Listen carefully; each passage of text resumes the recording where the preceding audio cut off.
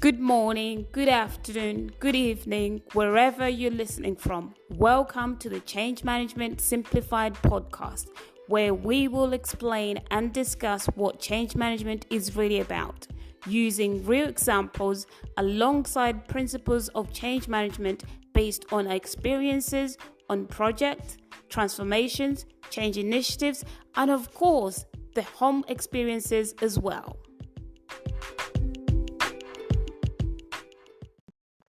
Please support me by using the link below to the Wise personal platform. It is a platform or financial institution that you can use to send money globally for less fees. I can testify to that. You can move your money where it matters and save up to 5 times on international transfers and spend money worldwide without any hidden fees. It's also actually quite really fast compared to normal banking. And that I testify to that because I do use it. Thank you. Use the link below so that you can help support me as I grow this podcast. Thank you everyone for returning to the Change Management Simplified podcast. And today you have another discussion. I don't like to call them interviews, they're discussions with another friend of mine. And by the way, me, your host, Rachel. As you know, I don't usually like to introduce myself, but I do have a guest here, my good friend Sal. And Sal and I are going to be discussing about new leaders and the challenges that you face. And Sal, I just thought, you can give some background about your experience, and then we'll take it from there.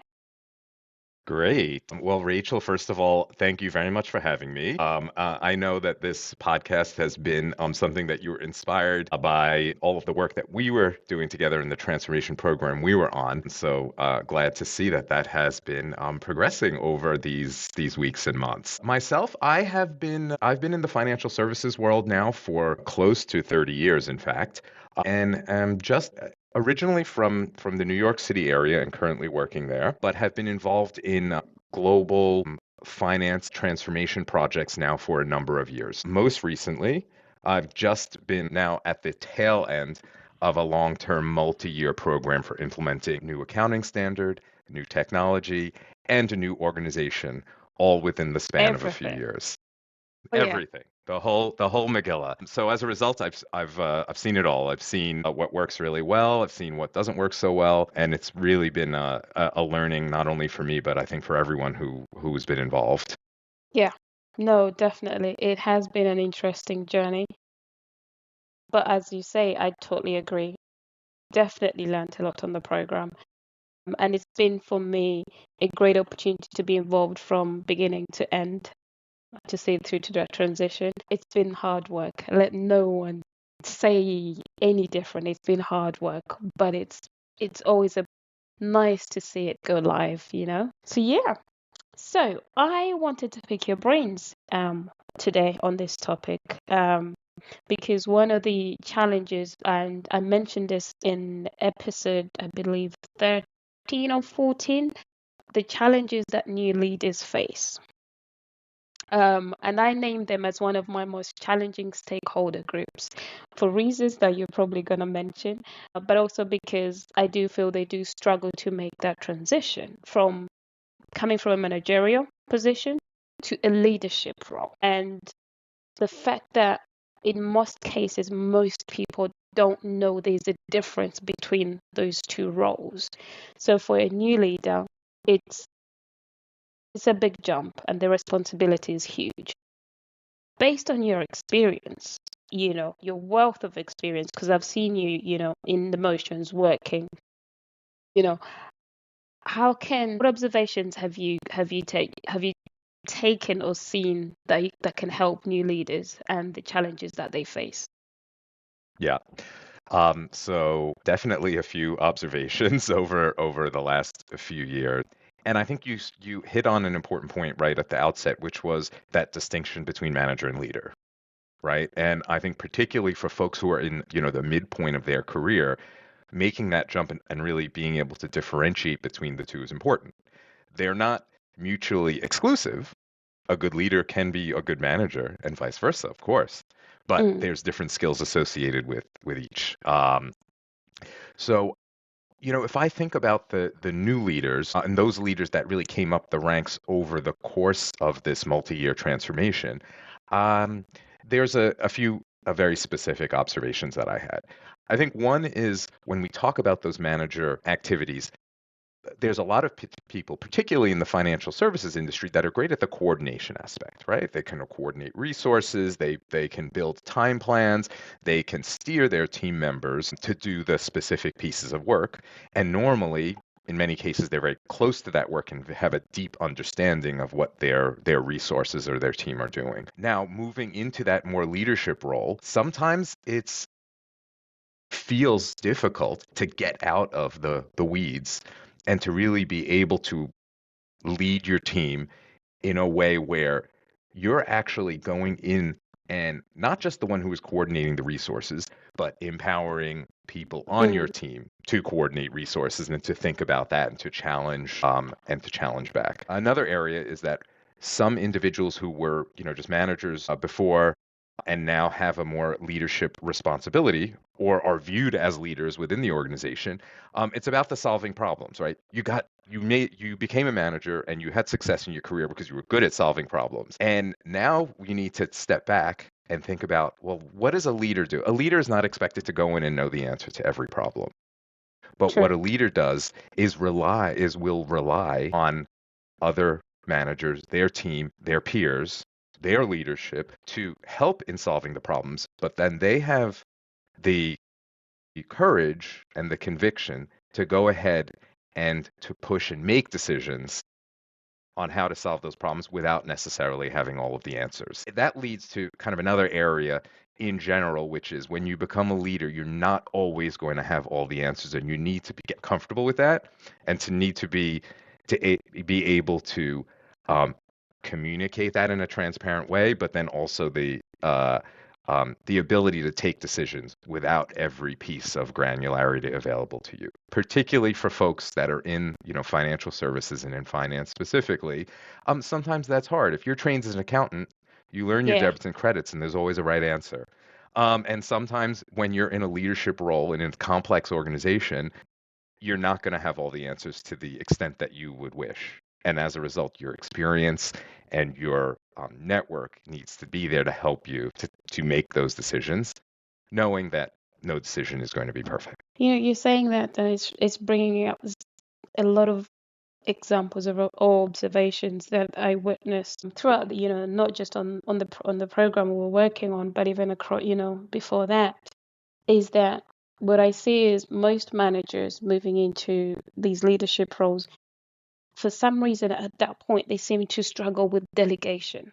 They've been doing it before as managers, but when they move into the leadership role, it's like they take a big step back and they become micromanagers and they struggle to delegate, which then starts to hinder their performance. And then the team gets to frustrate, they start getting frustrated and they come complain to us, from a change perspective. Oh, this is not, Hmm. they're micromanaging me, and you're caught up between two sides, the team side and also the new leaders side, because you want both sides to succeed. And I just how would you deal with such a scenario? Because that is definitely one scenario that I do struggle with. Even though I do give the new leader a moment for them to try and do what they're doing the way they think they should do it before I jump in and say, we've got a problem here. We need to change the way you're currently working to be able to get the team to work effectively for you. How would you go about such a scenario to help Hmm. that particular leader? Yeah. So two angles, right? And right now we're really getting into people and people dynamics Mm, in a way. I mean, number one is it's probably cliche, but that's trust.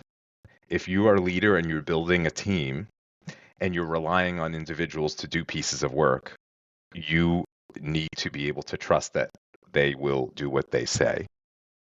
And if they're not doing what they say or what you think they should be doing, that you've got that open dialogue that you can really discuss it in a way and be able to support them to help do what they need to do or to make sure that the understanding is really there. When you're in complex situations. It sometimes can you can leave a meeting, both have agreed on something with two completely different views, right? And as a leader, you need to be sort of plugging back in to understand, to make sure that they feel comfortable to kind of drive the work and can commit to it, but then to step back from making the detailed decisions. The temptation as a leader would be, let's say, so, I've had experience in asset management, cost management, and, across financial accounting.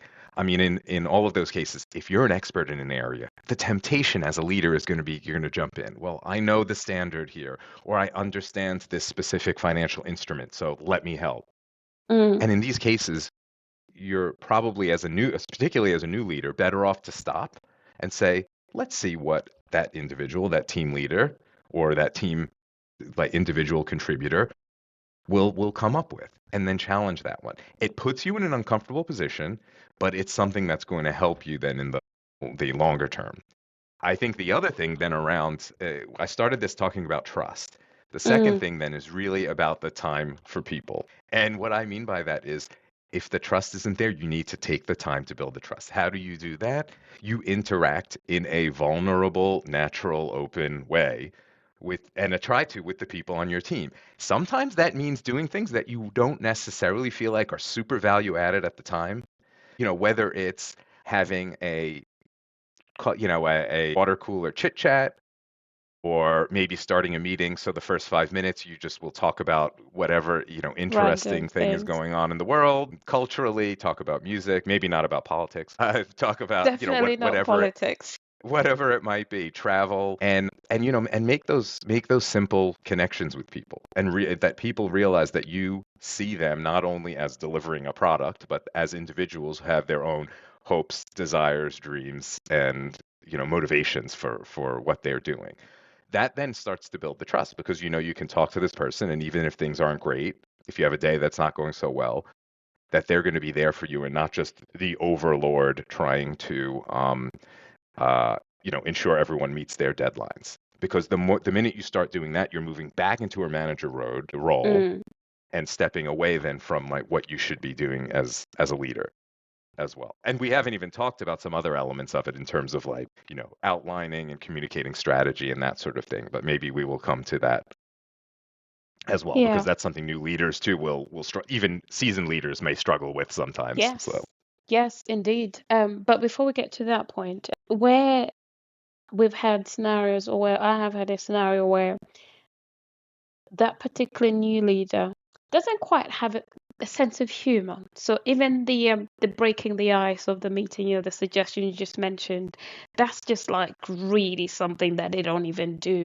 And secondly, the other side that you see is that some of them come in with this belief that as a leader you have to be, I don't know, firm, do not smile, and don't laugh with your team, and just get on and just push and push and push. And to me, leadership, that's not what effective leadership is about. Because I've worked and seen so many senior stakeholders, great stakeholder, senior stakeholders, and they're completely different.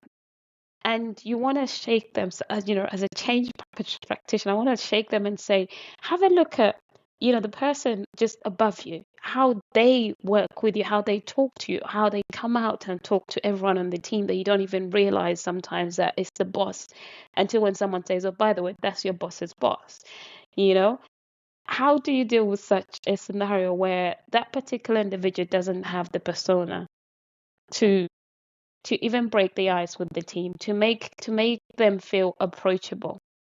Because if you're unapproachable, your team sometimes can't come and talk to you and tell you exactly the real truth of what's really happening, or the challenges that they're facing in their particular role or activity.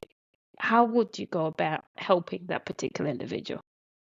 this is a great point, and I think something that everyone goes through. A lot of it is related to being your authentic self at Mm. work, right? And I think um, there's a lot of value in thinking about what that will actually mean. Are you naturally a chatty person or more introverted? What kind of topics do you prefer talking about, sports or music, or whatever it might be? And some people may be hesitant at first, particularly younger leaders, who are Mm. used to just kind of keeping their game face on throughout, especially if they're working on sort of some concrete, specific deliverables. But I think we've realized that being your authentic self immediately, opens you up to people, and people feel like you're giving them a glimpse as to who you really are, and that I think people will latch onto. So, I mean, as a new leader, if you say, well, okay, how do I do that? Like, help me to think about what does it mean to be your authentic self? Think about just sharing simple things. What do you enjoy doing on the weekend? What's something that gets you inspired? A person that gets you inspired? A topic? Travel. Travel's is a great thing. People Yeah. a lot of people like different kinds of travel. Travel could be great, okay, doing a round trip across the world. Travel could be going into the mountains and hiking and camping. And eventually you'll kind of you'll hang on to a couple of those things that really help people to understand you a little bit more. So, I would encourage people not to be afraid to lean into new leaders, to lean into who you are. When I was a younger leader as well, I think about the things that I was passionate about. So, for example, music. So, I have been sung with a classical choir since I was in high school and then college and then also in most of my adult life. And that's something that really gave me a lot of joy and was something so different from the day-to-day Mm. work in the office. And what I found is that people were really interested in that. You get to find out team members who might sing in their church choir or might enjoy, playing in their community band or something like that. And you all of a sudden now you've broken the ice, for something else like that. That Yeah. example, Sal, because I would have never thought you sang in a choir. Not after you've gone and fought all the internal politics, to help me unblock some of the obstacles, on the program, and then you come up and say, "I actually sing in a choir." I'm like, "You do? That's really cool."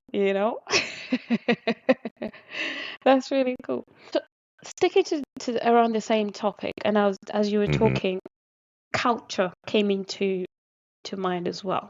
Yes. Considering the fact that, in different parts of the world, how people are perceived as leaders and how they should behave is a little bit different. And I'm going to be, since I do have listeners from across the globe, actually. So in APAC, it's very different. That part is in terms of how you portray and come across as a leader is very different to someone in Europe is different. How do we help bridge that in global teams where you actually see the leader is struggling? They have potential, of course, they've got this promotion to be a leader because they have value to add and they can do this role. It's just the soft skills that are missing, and you don't want them to fail. You want them to succeed. Yeah. I think particularly when you're in large global organizations, Mm, this is a reality of life now. You are interacting with people from different cultures from around the world real time. How many calls have we been on, at the same time with Asia, Europe, and the Americas all in one shot? And how do you manage a stakeholder group that's comprised of dozens of cultures, right? So, I mean, this is a reality that everyone has to deal with. So, as a new leader, it can be even more intimidating if you're not quite sure how to put your finger on how to interact with individuals from other cultures as well. So mm, again, for a new leader, think about what you and your culture and what leadership means in your culture first, because you can reflect on that most yourself. I'm an American, and American leadership culture has a reputation around the world for what it is, a bit more casual, friendly, easygoing, right? Bringing people in quickly, but that doesn't necessarily translate for everyone. Um, if you're someone who is trying to work with or to build new leaders, help them think about their cultural proclivities. And then it's really important to learn a little bit about how other cultures operate. Of course, there are the stereotypes out there about how do the Germans work and how do the Italians work and how do the Japanese work. But we all know that the stereotypes only tell one little bit of the story, but can inform a lot of like individual identity. yes.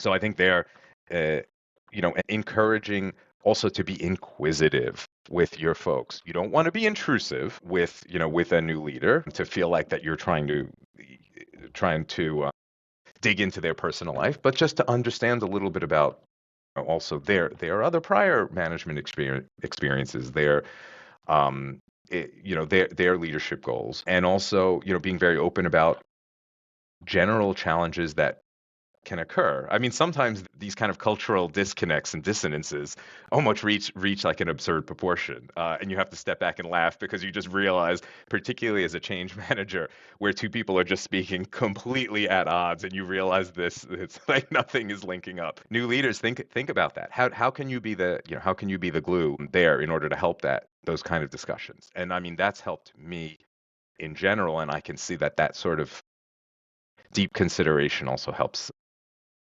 younger leaders really think about what they're trying to achieve. Okay. I've been in a team or in a scenario where the leaders from different culturally different, not from Europe, and from a different part of the world, and their type of leadership style is very different, which is very driven, deliver, deliver, deliver, deliver, deliver kind of style. And which was a little bit of a shock to the team that I was working with in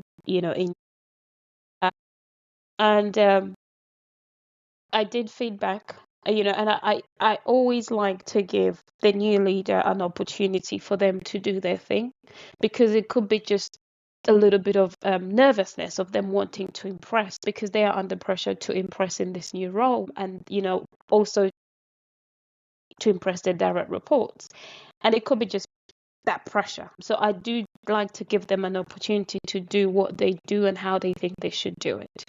But I got to a point whereby this had been going on for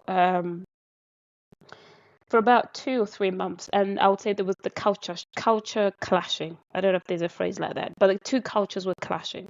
But both teams were the leader was excellent at what they did, and that's why they put them in that position. They wanted someone who would come in and drive the team to deliver, and also the team was one of the very hardworking, dedicated, glued team.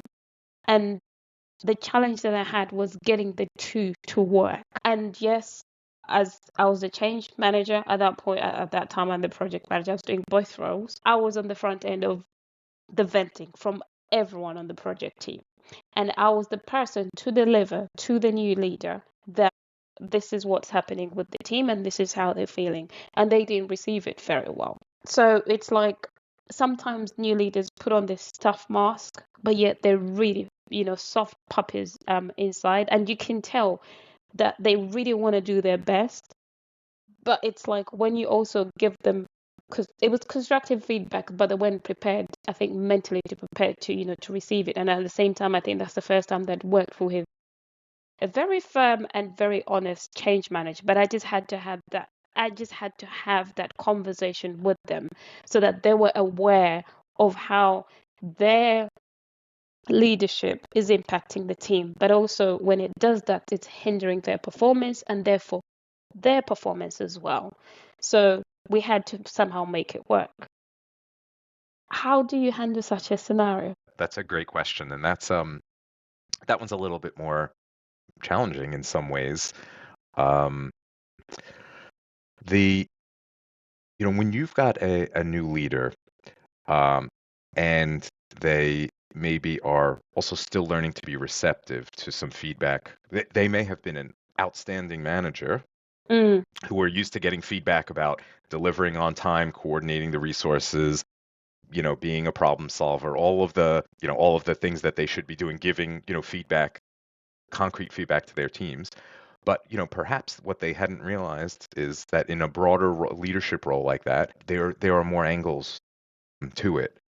So a couple of things on that is, one, I would say if you are steering or coaching a new leader, you have to think about communication and how you are communicating with individuals as well. And what that means, that doesn't just mean speaking to them or writing emails or being very prescriptive in your book of work, but really communication on the strategy, the journey, and everything that is happening. Like, what is the why mm, of all of this that's happening? It's not just the what and the how now.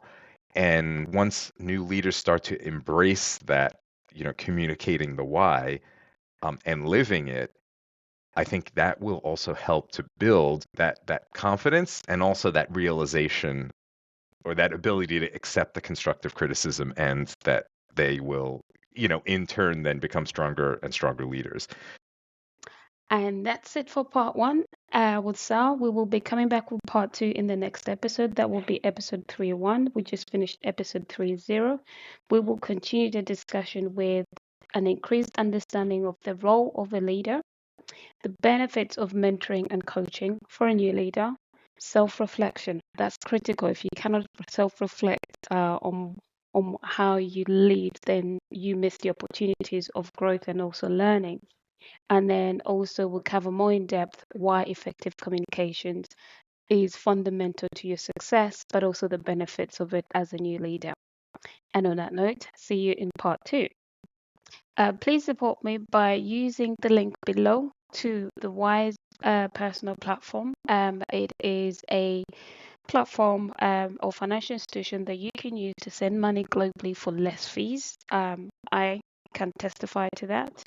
You can move your money where it matters and save up to 5 times on international transfers and spend money worldwide without any hidden fees.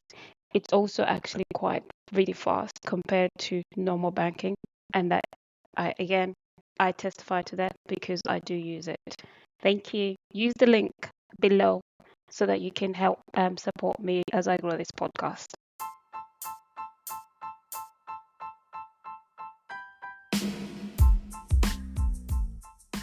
If you find this podcast beneficial or interesting, please press follow, like, or subscribe. Lastly, and of course, don't forget to spread the word by sharing. Thank you for listening.